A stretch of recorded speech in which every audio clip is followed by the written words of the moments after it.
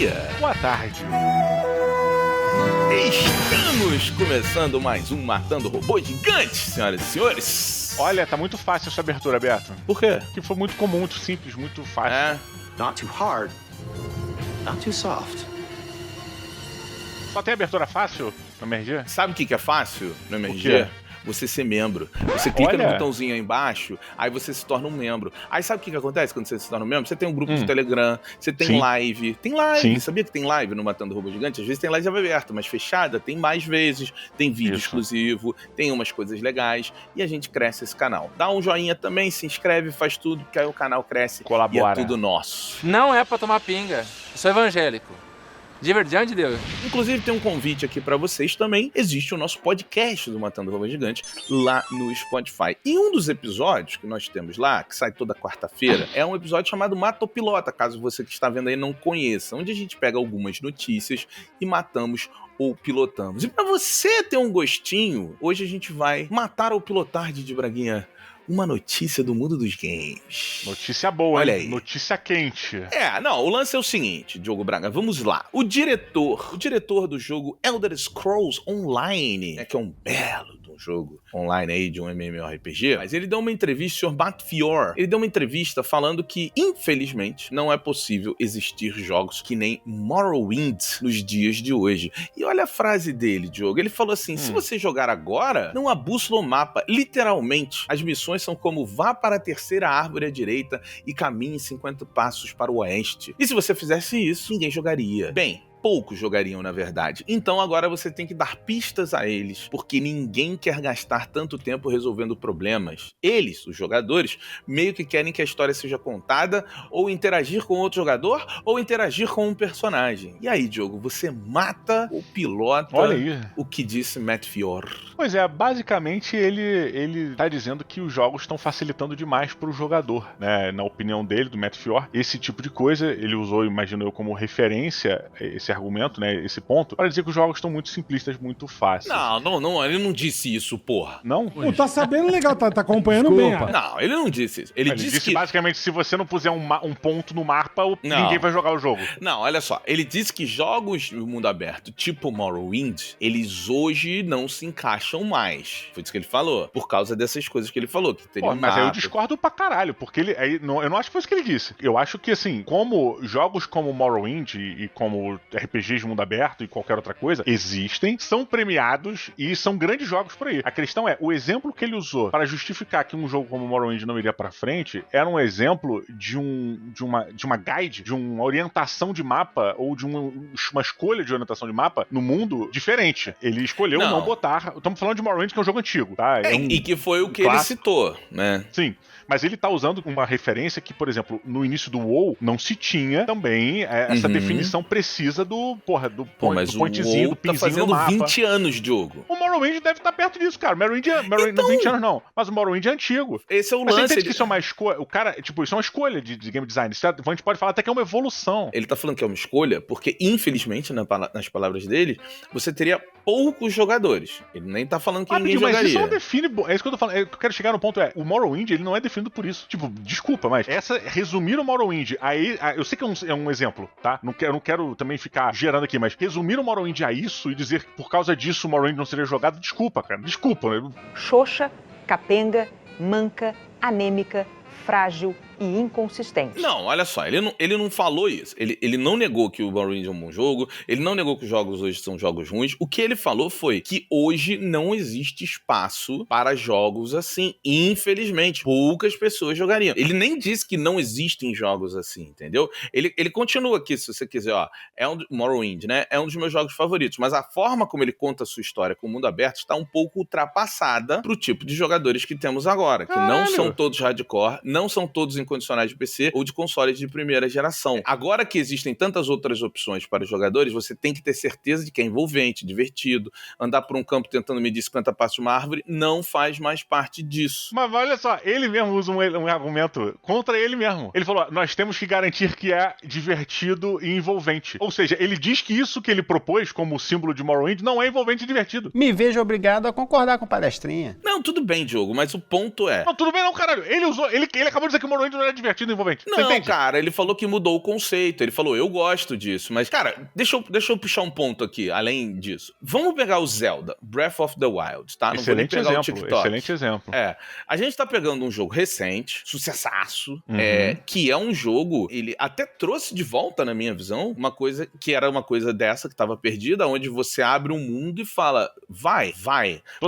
Total. No Breath of the A guia do Zelda Wild é difícil no Breath of the Wild. Não, porque no Breath of the Wild, quando você abre o jogo, ele fala mate o Ganondorf, né? Tipo assim, no começo do jogo, quando ele te solta no mapa, maluco? ele te dá a missão final. E ele fala, a sua missão é matar o chefão do jogo. Só que, ainda assim, cara, é muito mais fácil você se guiar pelo Zelda, o Breath of the Wild, do que pelo Morrowind. Ele ainda te dá um norte pra onde você deve ir. Ele não faz, tipo, ele não abre o cenário e é isso, vou te dar um mapa, não tem bússola, tu não tem porra nenhuma, acha aí um lugar que é assim, perto daquela vilazinha. Beleza, tá? Vamos botar... O Breath of the Wild, ele acaba sendo uma evolução de um esquema de guia. Eu acho que Breath of the Wild é um ótimo exemplo que você trouxe, porque ele também não tem escancarado no mapa a direção que você tem que ir. Eu acho isso interessante. O que faz com que o jogador precise estar com uma disponibilidade de diversão diferente de um jogo habitual, um jogo mais simples, vamos botar assim, e isso se torna um elemento de game design, né? Isso se torna um elemento que você precisa interagir e masterizar pra você saber. Então, o que eu quero deixar claro é assim, não tô querendo dizer aqui que isso não pode existir, ou que isso não é uma evolução, ou que isso é errado, ou isso é certo. O que eu quero colocar é o seguinte, se isso for encarado no Morrowind, por exemplo, como uma mecânica de jogo, como um elemento de diversão, como um elemento de desafio, como uma parada que é calculada pelo game designer para fazer parte do environment do jogo, ou seja, então a gente vai mandar o cara na missão X que é fazer tal coisa. Só que a missão começa no momento que o cara precisa descobrir aonde é que ele tem que ir, como ele tem que chegar, qual é o traçado. Esse cálculo de game design, ele precisa ser calculado, ele precisa ser previsto, né? E isso eu acho importante. Se o jogo ele é feito para esse tipo de coisa, pensando nisso, pensando nessa trajetória da missão, antes de você sair da sua base, sei lá, que você tem que chegar até o lugar, isso já é parte da missão, você descobrir aonde é que a missão tá, e já é parte da missão, meu irmão, não importa se existe ou não. A gente tem o Dark Souls aí, que ele falou, hoje em dia as pessoas precisam da história muito bem dada na cara, e o caralho caô, porque o Dark Souls ganhou prêmios e prêmios aí, e nunca é dado a história na cara. Não, e eu acho que vou evoluir mais. O Elden Ring, cara, ele é muito além disso, porque o Elden Ring, ele é um jogo que te solta e fala, vai. E é literalmente isso, cara. E aí, logo na cara ali, quando você sai no Elden Ring, né, é até marcante, virou pra mim uma cena marcante de videogame, você tem um cavaleiro lá andando e ele é forte pra caralho, e toma ele uma porrada e fala, caralho, maluco. Na cara, assim, eu saí daqui, eu comecei o jogo, já tem um maluco desse me matando, e depois, você sozinho, o game design do Elden Ring, é porque o Elden Ring é um dos melhores jogos de todos os tempos, né, então é difícil falar, porque ele faz tudo que ele faz com uma excelência descomunal. Que isso, rapaz? Tenha calma. É possível, só que você tem que ter excelência, porque a mídia avançou. Eu acho assim, eu acho legal ele ter o sentimento e maneiro, mas você tá preso a uma época do videogame que o videogame já evoluiu. O videogame, ele tem uma peculiaridade perto de todas as mídias, que a evolução dele é uma evolução ativa para quem consome, né? Então, e a gente vive num tempo mais difícil, onde o tempo é mais escasso. Hoje, o ser humano tem menos tempo do que tinha há 20, 30 anos atrás. A verdade é essa. Eu acho que não tem como voltar atrás, porque a mídia ainda é um jogo, cara. Ainda é um jogo. Beto, então, eu acho que até tem, desde que você esteja de acordo em correr os riscos que essa escolha vai fazer contigo, vai te ofertar. São os riscos de você lançar um jogo nichado para um público específico e por aí vai. Vou dar um exemplo de Baldur's Gate, cara. O Baldur's Gate é um jogo que ele fura a estratosfera do game design, ele fura o esperado de um RPG num grau tão acentuado que ele é considerado uma anomalia e tudo mais. E, tu é muito preso a isso, cara. Não, tô porque, cara, o Baldur's... Nossa, meu irmão, bem, vamos lá. Mas o lance do Baldur's Gate, por que eu tô trazendo o Baldur's Gate aqui? Porque o Baldur's Gate, ele assume um risco tão grande que se o Baldur's Gate não desse certo, a Larian fechava. E ele faz uma parada focada num público extremamente nichado e ele vai hardcore pra caralho. Hardcore pra caralho, eu quero dizer o seguinte, as suas escolhas definem tanto o andamento do jogo que você é capaz de deixar arcos inteiros de fora porque você tomou uma decisão ruim lá atrás. Isso é um risco colossal. E eles falaram, e eles, na cabeça deles, o que eu entendo é, isso vai ser tão estimulante para as pessoas que nós vamos aumentar a rejogabilidade do jogo. Olha, Então, olha o pensamento e a matemática que os game mas designers isso fizeram. mas faz muito sentido. E assim, a Larian, eles sabiam que no mínimo um público de Divinity 2 eles iam atingir, que se isso desse certo, tava tranquilo. Então é meio que jogar num seguro, assim. É porque, tipo, a indústria do videogame hoje, ela não permite que você faça um risco desse, como, por exemplo, um risco de voltar nesse game design de Morrowind, porque, cara, hoje, é assim, a regra é básica. Ou você tem uma empresa independente que você tem 2, 3 funcionários e você sobrevive na conta ali, sem nunca ganhar muito dinheiro, ou você tem uma empresa independente que vai fechar, ou você tem uma empresa independente que vai ser absorvida por uma major e aí vira sobre quanto você vai ganhar, porque se você ganhar pouquinho não vale o investimento. O capitalismo falhou, falha e falhará. Entendi. E lembrando que você tá só corroborando o que você tá dizendo, Beto, porque o comentário dele tá muito mais voltado pro business, né? Pro dinheiro do que pro qualquer outra coisa, pra arte. Não é a vontade de fazer uma parada diferente.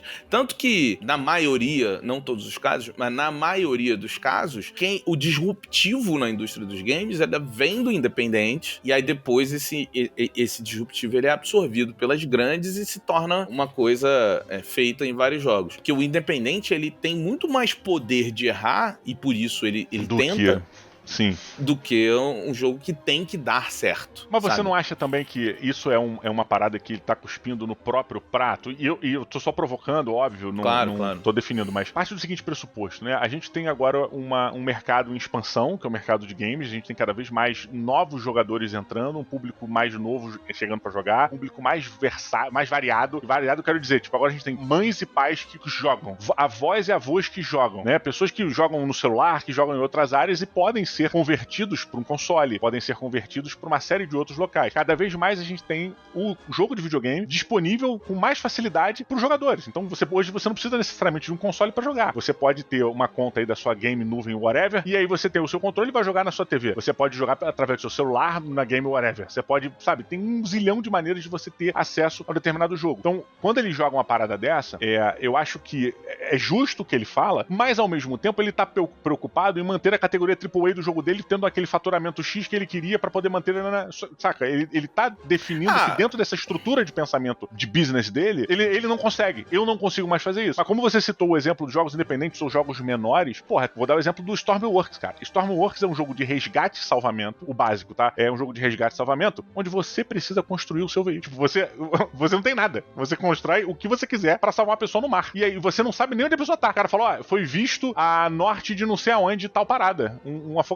E aí tu, e aí? Maluco, tu vai pro oceano, Roberto. Numa chuva, tempestade, tu tem que ver a pessoa no mar, Roberto. Sabe um bagulho enlouquecedor, porque a pessoa vai morrer. Aí tu tá indo com um barco merda que você construiu, que você é um merda de um engenheiro, e você é um merda de um navegador, e você é um merda de um resgatador.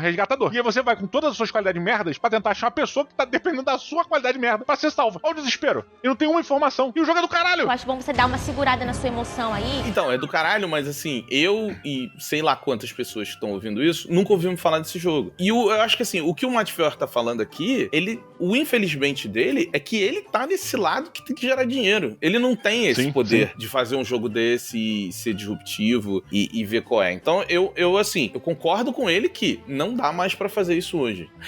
Só que eu acho que não dá como jogador. Eu acho que assim, passou. Foi maneiro na época. Sabe, tipo aqueles jogos assim, Full Throttle. Cara, Full Throttle é um dos mais, jogaço, icônico. Mas, pô, vamos lá, cara. Pegue a chave de fenda que tá embaixo do terceiro carro à esquerda. Baseado em quê? E nada do game design ele te deu, sabe qual é? Tipo, você tinha que ficar clicando na tela. O jogo do Ilha lá, Monkey Island, tem uns puzzles que não faz sentido, cara. Tem uns puzzles muito de momento, assim, que a lógica do raciocínio da parada é muito não faz sentido. O Zelda, o próprio Zelda, eu joguei recentemente o remake o Link's Awakening, que é um remake que tem pro Switch. Não faz sentido nenhum, cara. Tem umas paradas que não fazem faz sentido nenhum. Você tem que pegar um item pra entregar pra outra pessoa, pra ela te dar o item que vai abrir e continuar. Só que tem umas paradas que não tem conexão. E aí você tem que entender. Você tem que falar assim, cara, tô jogando um remake, que eles tentaram manter uma fidelidade de certas coisas dos anos 90, mas claramente não funciona hoje. E tá tudo bem não funcionar hoje, porque... Mas, Roberto, isso, será que o fato de... Beleza, isso não funcionaria num main game. Mas imagina que você tenha modos de jogo, né? Você tem